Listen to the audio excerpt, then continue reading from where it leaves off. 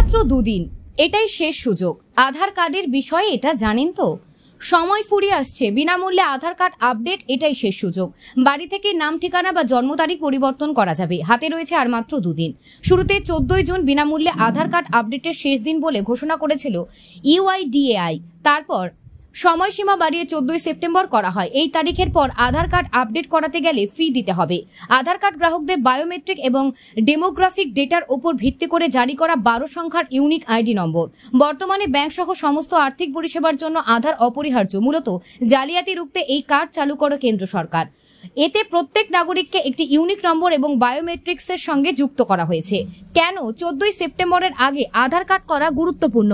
যারা 10 বছর বা তার বেশি সময় ধরে আধার কার্ডে কোনো রকম আপডেট করেননি, নিখুঁত ডেমোগ্রাফিক তথ্যের জন্য তাদের পরিচয় এবং ঠিকানার নথি জমা দেওয়ার পরামর্শ দিয়েছে ইউআইডিএআই। এর ফলে আধার পরিষেবার এবং যাচাইকরণ পদ্ধতি উন্নত হবে। অনলাইনে আধার কার্ড আপডেট করার পদ্ধতি: প্রথমে ইউআইডিএআই এর ওয়েবসাইট www.uidai.government.in এই গিয়ে পছন্দের ভাষা নির্বাচন করতে হবে। মাই আধার অপশনে ক্লিক করে মেনু থেকে আপডেট ইওর আধার বাছতে হবে গ্রাহককে। এরপর গ্রাহকের সামনে আপডেট আধার ডিটেইলস পেজ খুলে যাবে। এখান থেকে ডকুমেন্ট আপডেট এ ক্লিক করতে হবে। প্রয়োজনীয় তথ্য পূরণে সাবমিট অপশনে ক্লিক করতে হবে গ্রাহককে। সঙ্গে আপলোড করতে হবে প্রয়োজনীয় নথিপত্রের স্ক্যান করা কপি।